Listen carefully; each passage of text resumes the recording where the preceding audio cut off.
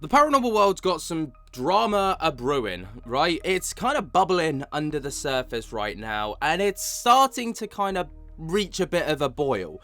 Now, you've got Zach Baggins, obviously, who's, being exposed by Holly Madison, who's his now ex-girlfriend or fiance or whatever she was, for cheating on him with now 7 other women, which is absolutely insane.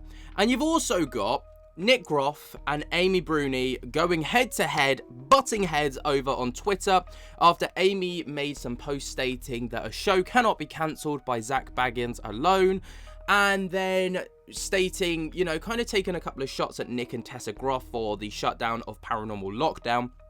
And then Nick basically being like, if you're going to make these kind of accusations, you better bring some receipts.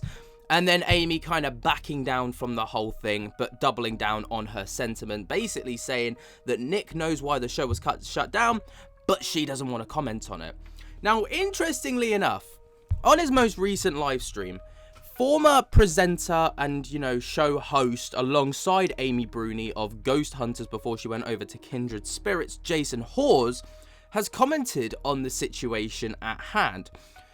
Very interesting stuff, because of course Jason, being the the head honcho, I suppose, of Ghost Hunters, would have a lot of insight into the show, and it's taken away from being on TV and stuff like this. He will know if Zach Baggins truly forced out Ghost Hunters for the sake of Ghost Adventures. Whether that's the case or not, I don't think it is. Ghost Hunters at that point was like TV royalty, and Ghost Adventures was the new kid on the block, so I highly doubt Zach would have had a part to play. But, there could have been some stuff behind the scenes that we just don't know about. But on his most recent live stream, like I say, which is entitled Hanging with the Community, Jason and his co-host talk about the situation with regards to Nick and Amy and their spat over on Twitter. This is what they had to say. We're going to just kind of react to it in real time and just see what we make of it. It's his life. And then the other thing is there's been a little bit of a tiff going on between former Ghost Adventures cast member Nick Groff and former Ghost Hunters cast member Kindred Spirits, Amy. Yeah, Amy. And the way Jason shut that down so quick. And former Ghost Hunters host Kindred Spirits. Oh, Kindred Spirits, yeah. That's good. I like that. I don't know a whole lot about what's going on there, Jay. You've got a little more insight than I do. I don't have a lot more. So I guess Amy had did a post saying that people shouldn't believe that shows have been canceled because of certain individuals and this, that, the other thing. Now, I don't want to, I was going to post a response to that, and I held off because here's the thing. Okay. So I wrote something and I'll say it right here. So, because I was getting a lot of questions, people were asking stuff about it. And I just wrote, this will be interesting, obviously, because Jason, like I said, was the top of Ghost Hunters, right? He was the head guy. He was the man. So he was like, it's almost an insult to compare him, but just for the sake of the, the context, he was the Zach Baggins of Ghost Hunters, just a little bit less of a douchebag. So he was do I say the Yvette Fielding of Ghost Hunters, or is that would that also be taken as an insult? I don't know. He was the Dakota Layden of the Project Fear. Let's put it that way. I think that's a nice comparison. I've been getting a lot of questions about this recently. Let me start with Ghost Hunters was not canceled or pushed out by any individual. This does not mean it hasn't happened to others. It's important to understand that individuals with long-running or decently performing shows often carry significant influence within a network and or production company. In some cases, if a well-established figure threatens to leave a network over another show being added to the lineup, the network may choose to honor that request in order to avoid conflict, downtime, or legal fights. I mean, that's basically what Nick was saying in his response video. He wasn't happy that you had shows like Destination Fear, Zach Baggins, Destination Fear and Project and Paranormal Lockdown that were performing really well, which were rivaling that of Ghost Adventures, right? And allegedly, according to Nick, Zach went to the network and was like, right, if you don't take these off air, I walk. I'll go somewhere else. And because it's Zach Baggins, they were like, okay, no problem. And allegedly, they took it off air. Allegedly. And now I have witnessed this. Bottom line, I have witnessed this firsthand. And Wow. I, even said that. But let me stay on track here. So I witnessed this firsthand and have even had networks approach me to ask whether I would be comfortable sharing a channel with another program. These things do happen. These dynamics do occur in the entertainment and TV industry. Now, that's really telling. Obviously, that completely goes against what Amy Bruni had to say with regards to what she said, because Amy was like, no, people don't have that kind of influence, they don't have that kind of power. And yet Jason's here like, I've seen it firsthand, and I have been approached and said from said company, networks, and being like, are you all right sharing the limelight with X, Y, and Z? He doesn't name names, obviously, so I'm not going to assume that it was Ghost Adventures at all. That wouldn't be fair to do, but we can read between the lines, I suppose. none of us know what happens behind closed doors or during private calls or in business meetings that we're not part of. And but as the head guy of the show Ghost Hunters that pretty much started it all, I can say 100% beyond a shadow of a doubt that this does happen. But now let me explain something with this. This isn't something that would, if it happens, it's not public knowledge, because say a network came to me and said, hey, do you feel comfortable sharing, having this guy, hang on, I got to show Seg. All right. Seg, welcome. If a network came to me and said, hey, do you feel comfortable having this guy JV having a show on the same network as you? And if I said no to the network and they didn't, buy your show or put your show on, but they announced that, or they told you that they didn't do it because of that, now that opens up a legal issue. So now if things happen behind closed doors and a network asks me and I talk to the network and they don't put your show on because I didn't want it on, and it's not public knowledge, it doesn't create a legal issue. You see what I mean? Technically, it never happened. It's one of those ones, I suppose, where, it's what happens behind closed doors stays behind closed doors. It's like Zach. What happens in Vegas stays in Vegas until the girls come out later on and expose you for it. But, that's by the by. So the fact of the matter is, this does happen. It's just not public knowledge because the networks and other people don't want to be sued because of it. So the fact of the matter is, I can't say that those shows were canceled because of a certain individual, but I can't say it didn't happen. And if again, some people say that, they have inside information and all this stuff that they don't have inside. Nobody else is sitting in a meeting that I'm in with, a president or a vice president of a network. I'm not sitting in a meeting that Zach's in or that Nick's in, but I can comment again saying that these things do happen, but they're not public knowledge because if it came out, there would be legal ramifications. So if you're asking me if I believe Nick, 100% I believe Nick. Wow. If you're asking me, I believe Dakota, 100% I believe Dakota, just because I know them and I know the other person. So fact of the matter is, I want it known that these things do happen, bottom line. So. Wow, that was powerful. Basically, he's just completely shut down Amy and been like, you're chatting shit. Like, you claim to have this insider knowledge that I don't believe that you do have. I wholeheartedly believe Nick and Dakota when they say that a certain individual, who shall not be named for the sake of legal ramifications, shut down these shows because his ego was so big that he wanted to be the only ghost hunting show on the network. And he absolutely had that influence. That is... wow. Because that completely goes against what Amy had to say. It completely goes against what... and it backs up what Nick had to say and Tessa when they were having this little spat online with Amy. And, I mean, I think the timing is evident of everything, right?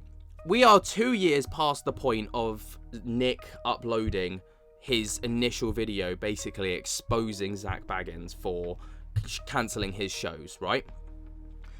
Now, Amy is known within the paranormal community. Is she as well known now as Nick Groff, Dakota Layden, Zach Baggins? No, absolutely not.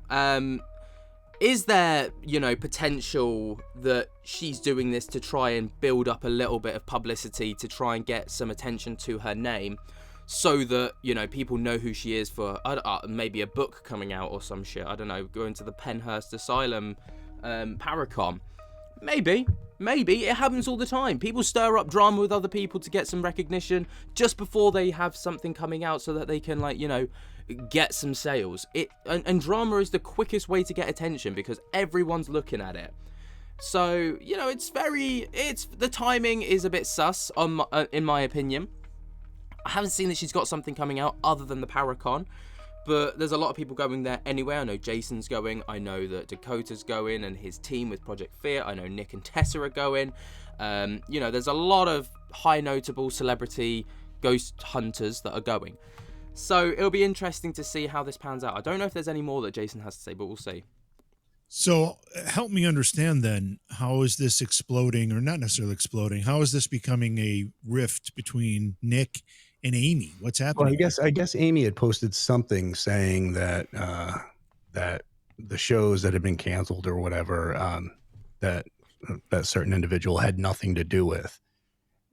I mean, she could say that about her show or whatever, but I don't think she should say it about other shows that she doesn't know or have all the facts on. Fair. So I don't have a problem with anybody. Now, obviously, Amy claimed to have the knowledge and insider knowledge because she allegedly worked for the network. So she claims to know exactly the reason as to why Nick's shows were cancelled, but then just leaves the carrot dangling and doesn't actually say why, which in my opinion is a little bit shady because, you're basically hanging Nick out to dry,